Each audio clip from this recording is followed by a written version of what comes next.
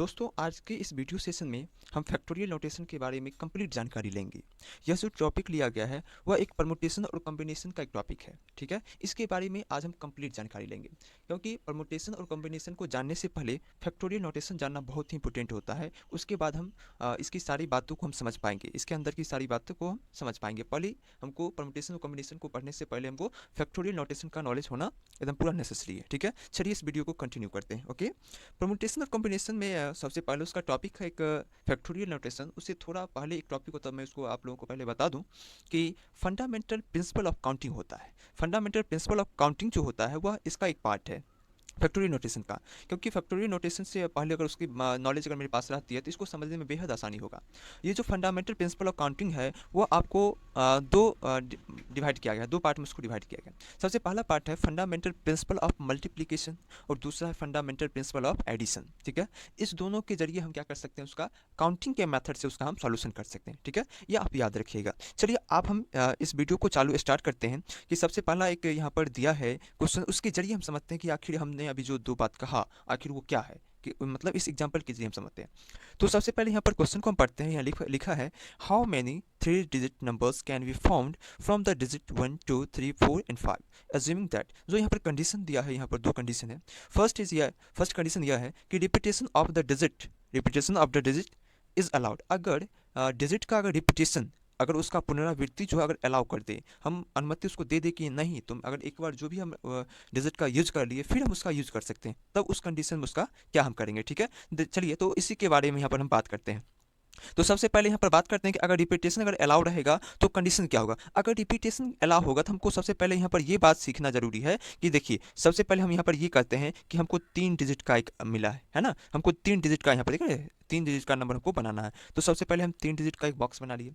हम यहाँ पर क्या कर सकते हैं, यहाँ पर है कुल कितना है, एन बराबर आपको कितना यहाँ पर दिया है, एन बराबर आपको यहाँ पर है 1 2 3 4 5, यहाँ पर 5 नंबर है, ठीक है। 5 नंबर से हमको 3 अंकों का डिजिट बनाना है, ठीक है। 5 को नंबर है लेकिन उससे हमको 3 अंकों का डिजिट बनाना है, ठीक है। तो यहाँ देखिए एन बराबर तो 5 आ गया, लेकिन हमको यहाँ पर तो 3 डिजिट ही भरना है। तो ये पांचों यहाँ पर जैसे नंबर है, ठीक है, पांचों नंबर में से हम कोई भी नंबर भर सकते हैं, ठीक है। यहाँ पर कितना तरीका होगा, यहाँ पर भरने के लिए 5 तरीका होगा ना, 1 2 3 4 5 में से हम कोई भी नंबर भर सकते हैं। हमको यहाँ पर कंडीशन ये दिया कि रिपीटेशन क्या है, अलाउड है। अभी हम रिपीटेशन अलाउड वाला भी कर रहे हैं, ठीक है। तो यहाँ पर 5 तरीका से कर सकते हैं। अब देखिए सेकंड जो मेरा है, इस बॉक्स में भरने का तरीका कितना हो सकता है, इसमें भी 5 हो सकता है। क्यों हो सकता है, क्योंकि अरे रिपीटेशन तो अलाउ है। अगर हम 1 2 3 4 5 में से यहाँ पर कोई भी संख्या भर दिए तो कोई मतलब नहीं है, हम यहाँ पर भी भर सकते हैं। तो इसका भी भरने का 5 तरीका हो गया, फिर इसका भी भरने का 5 तरीका होगा। क्यों, क्योंकि यहाँ पर रिपीटेशन क्या है, अलाउड है, ठीक है। तो अगर अगर इसके बाद अगर पूछेगा कि कुल कितना नंबर्स बन सकते हैं 3 अंकों का इससे, तो क्या होगा, सबका मल्टीप्लाई कर देंगे, यानी 5 × 5 × 5 तो कितना टोटल होगा आपका 125, यानी 125 क्या होगा आपका टोटल नंबर्स बनेगा किसका, 5 अंक से 3 अंकों की संख्या, 5 डिजिट से 3 अंकों की संख्या टोटल कितना बनेगा, 125 बनेगा। समझ में आ गया। चलिए अब हम यहाँ पर दूसरा बात करते हैं। दूसरा यहाँ पर repetition of the digit is not allowed. अगर यहाँ पर कंडीशन ये दिया अगर डिजिट का रिपीटेशन अलाउड नहीं हो तब हम क्या कर सकते हैं, ठीक है। तो सबसे पहले यहाँ पर भी वही बात कि एन बराबर हमको कितना 5 है, 1 2 3 4 5 यहाँ पर। उसके बाद यहाँ पर 3 को बॉक्स है, यहाँ पर 3 को बॉक्स जैसा कि मैं बना दिया है।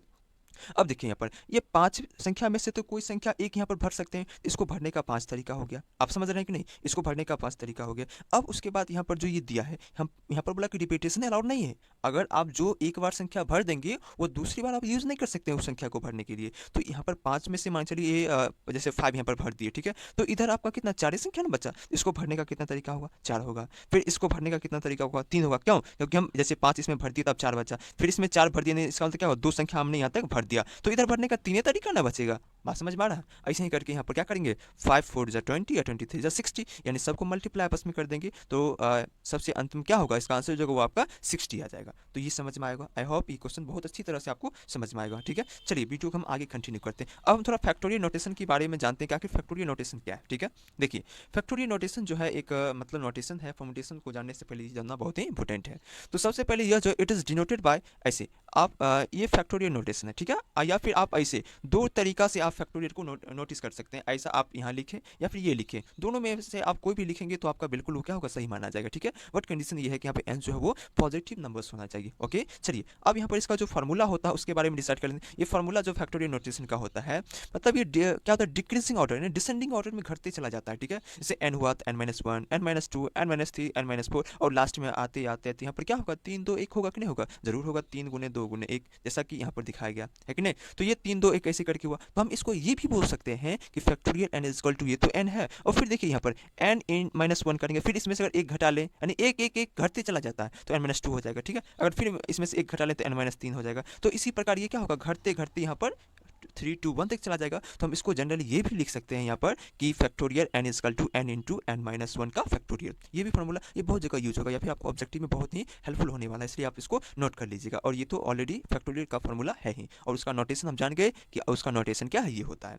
तो अभी तक हम फैक्टोरियल नोटेशन के बारे में 3 बात को जान लिए, ठीक है। चलिए अब हम आगे वीडियो को कंटिन्यू करते हैं। जैसे हमको अगर ऑब्जेक्टिव में बहुत ज़्यादा पूछता है, इसलिए आप यहाँ पर ध्यान दीजिएगा। जैसे हमको फैक्टोरियल 5 है ना, फैक्टोरियल 5 का अगर हमको पूछ रहा है यहाँ पर कि फैक्टोरियल 5 का कितना वैल्यू होगा, ऑप्शन में जैसे 10 20 मतलब क्या 10 20 25 120 ऐसे करके दिया है, तो अब उसको हम कहाँ पर टिक करेंगे, ठीक है। तो हम अभी तुरंत जस्ट इसके पहले जाने हैं कि ये डिसेंडिंग ऑर्डर में होता है, नहीं 5 है तो इसका मतलब 5 गुने 4 गुने 3 गुने 2 गुने 1 होगा। अब ये होगा, उसके बाद सबका मल्टीप्लाई कर लेंगे, ठीक है। यानी कि सबको मल्टीप्लाई करने के बाद कितना 120 आएगा। इस प्रकार आप निकाल सकते हैं, समझ में आया। चलिए ये इसका फैक्टोरियल नोटेशन है। इसी प्रकार आप सभी का निकाल सकते हैं, है कि नहीं, सबका इसी प्रकार आप निकाल सकते हैं। ओके चलिए अब थोड़ा हम ये बहुत इंपॉर्टेंट है, इसको बारे में थोड़ा जान लेते हैं कि फैक्टोरियल 1 जो है वो उसका वैल्यू तो 1 ही होता है, ठीक है। और फैक्टोरियल 0 होता है उसका भी वैल्यू क्या होता है, 1 होता है। फैक्टोरियल जो 0 होता है उसका भी वैल्यू क्या होता है, 1 होता है। क्योंकि आप प्रूफ कर सकते हैं यहाँ पर, ठीक है, यहाँ पर आप प्रूफ कर सकते हैं कि फैक्टोरियल 1 का नोटेशन 0 कैसे कैसे होता है। क्योंकि अगर हम फैक्टोरियल 1 का अगर हम करेंगे यहाँ पर, तो ये डिसेंडिंग ऑर्डर में घटते घटते यहाँ पर क्या होगा, 1 फिर गुने 0 होगा, ठीक है। तो यहाँ पर क्या होगा, फैक्टोरियल नोटेशन इधर 0 हो जाएगा, 0 के बाद इधर क्या होगा 1 होगा, और 1 का फैक्टोरियल नोटेशन क्या होगा